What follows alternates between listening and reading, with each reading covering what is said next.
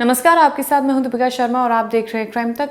Mafia queen के इस episode में आपका स्वागत है। पिछला एपिसोड सिया गोयल पर था, जहां पर उसने अपने बॉयफ्रेंड के साथ मिलकर अपने मंगेतर को लोहगढ़ किले से धक्का दिया, जिससे उसकी मौत हो जाती है। परिवार को न्याय की मांग है।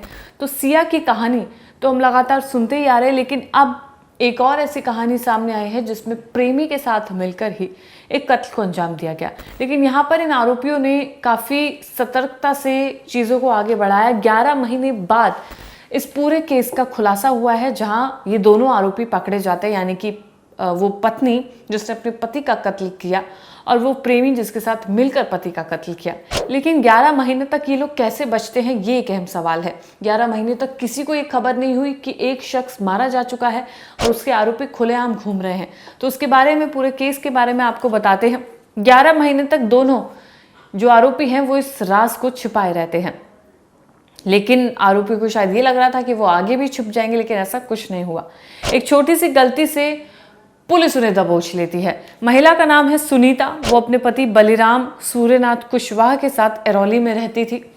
दोनों के 2 बच्चे थे, सब कुछ सही चल रहा था। इसी दौरान सुनीता की मुलाकात एक ऑटो चालक से होती है और उससे नजदीकियां बढ़ जाती हैं। ऑटो चालक का नाम है राहुल दशरथ प्रजापति। जब इसके साथ इनकी नज़दीकियां बढ़ने लगती हैं तो काफ़ी ज़्यादा अब दोनों के बीच में मनमुटाव होने लगे, पति और पत्नी के बीच में, क्योंकि नज़दीकियां तो बढ़ गई थी राहुल के साथ। जब बलिराम को अपनी पत्नी के इन अवैध संबंधों की भनक लगी तो उन्होंने इसका कड़ा विरोध किया। जाहिर सी बात है, पति तो कड़ा विरोध करेगा ही, लेकिन महिला के दिमाग में कुछ और ही साजिश चल रही थी। पति को अपने रास्ते का कांटा बनते देख सुनीता ने प्रेमी राहुल के साथ मिलकर बलिराम को हमेशा के लिए रास्ते से हटाने के लिए साजिश रची। सोचिए, एक आम सी महिला, उसको प्यार हो जाता है एक ऑटो चालक से, उसके 2 बच्चे पहले से होते हैं अपने पति के साथ, बावजूद इसके एक इतनी बड़ी साजिश को रचना, उसके दिमाग में इतना बड़ा आइडिया आना, ये एक अहम बात हो जाती है।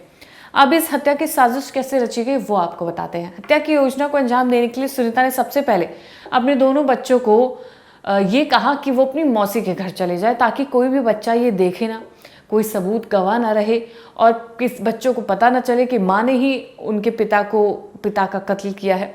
तो 9 अगस्त 2025 की रात बलिराम गहरी नींद में सो रहा था।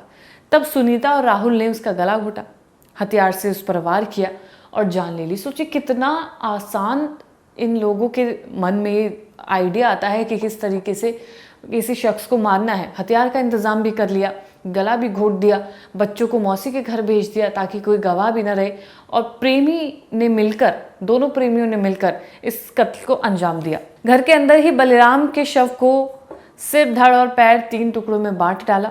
इसके बाद शव के टुकड़ों को अलग अलग बोरियों में चादर में लपेट कर रात के अंधेरे में उसी ऑटो में रखकर ये लोग लेकर जाते हैं और फिर झाड़ियों में फेंक देते हैं। अब इतनी बेरहमी से कत्ल करने के बाद टुकड़ों को ठिकाना भी लगा दिया। उसी ऑटो चालक ने उसी ऑटो में शव के टुकड़ों को रखा और झाड़ियों में फेंक दिया। अब इस बात का खुलासा कैसे होता है वो आपको बताते हैं।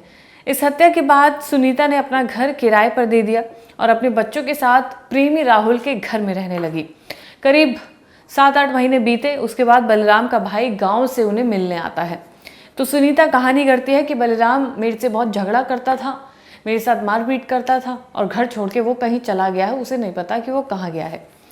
भाई को इस बात पर शक हो जाता है कि इतने महीने से उसका भाई घर क्यों नहीं लौटा। उसने अप्रैल 2026 में पुलिस स्टेशन में बलिराम की गुमशुदगी की रिपोर्ट दर्ज कराई। फिर आखिर किस गलती से खुलासा होता है वो आपको बताते हैं। पुलिस जांच शुरू होती है तो सुनीता और राहुल ने बचने के लिए अपने पुराने मोबाइल और सिम कार्ड्स को बदल लिया, लेकिन यहाँ पर सबसे बड़ी चूक हो जाती है। पुलिस ने जांच में कॉल डिटेल्स रिकॉर्ड्स ने साफ कर दिया कि दोनों के आपस में बातचीत होती थी। राहुल अलग अलग नंबर से सुनीता को ही सिर्फ कॉल करता था, उसी से बातचीत करता था। तो पुलिस को ये शक हुआ कि शायद इन दोनों के बीच में कुछ प्रेम प्रसंग है, जिस वजह से बलराम को रास्ते से हटाया गया। लगातार पूछताछ के दौरान दोनों ने अपराध भी कबूल कर लिया, गिरफ्तार कर लिया गया। फिर उसके बाद जंगल से मृतक के अवशेष भी पाए गए, यानी कि इनकी निशानदेही पर वो अवशेष पाए गए जो इन्होंने झाड़ियों में फेंके थे ऑटो में रखकर, और शरीर के बाकी हिस्सों की तलाश भी लगातार की जा रही है। सुनीता ने अपने प्रेमी के साथ मिलकर इतना बड़ी वारदात को अंजाम दिया। एक घरेलू महिला जो अपने बच्चों का पालन पोषण कर रही थी, घर का ध्यान रख रही थी, उस महिला कि जब नज़दीकी ऑटो चालक से बढ़ती है तो सोचिए इतनी बड़ी घटना को अंजाम दे दिया जाता है। बेहद ही चौंकाने वाली खबर है, बेहद ही दुखद खबर है कि आज इस वक्त में किस पर भरोसा किया जाए। अपने पति पत्नी पर ही भरोसा करना मुश्किल हो गया है तो और तो किस पर ही भरोसा किया जाए।